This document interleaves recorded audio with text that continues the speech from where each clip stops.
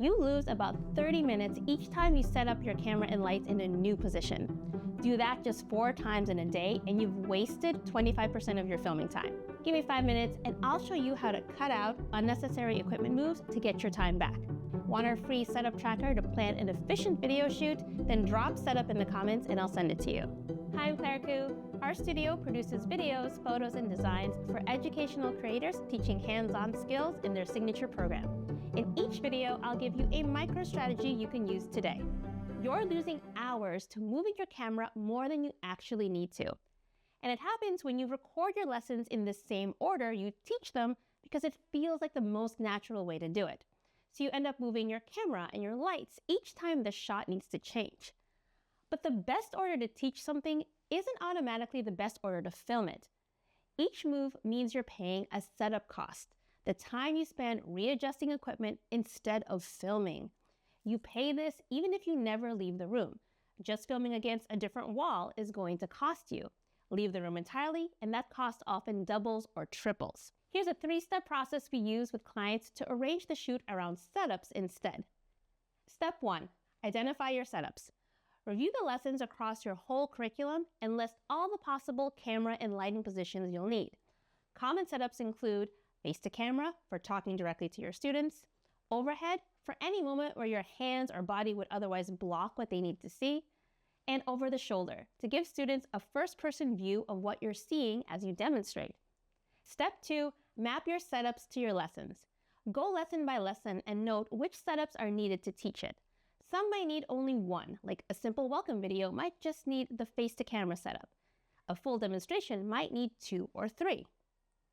Step 3, group your shots by setup. Sort your lessons so instead of seeing them in your usual teaching order, you see them grouped by the setup instead. So when you're arranging your shoot schedule, instead of filming in the order you teach it, you'd film all the shots needing the first setup and then move your equipment to film all the shots needing the second setup, and so on. We recommend starting with the face-to-camera shots since it's typically your simplest setup with the fewest moving parts.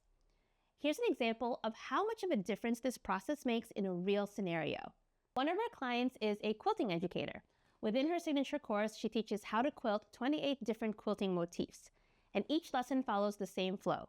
Introduce the motif, show how to doodle it on paper, then show how to quilt it on the fabric. The goal would be to give each part of the lesson the clearest angle possible. If you choose to stay locked on one angle the whole time to avoid moving the camera, you're saving time but costing students clarity, which is a different trade-off I'll talk about in another video. If those lessons were filmed in teaching order with just one camera, you'd need to move your camera and lights about 3 times per lesson. Once for the doodle shot, once for the quilting shot, and once again to reset for the next lesson's intro.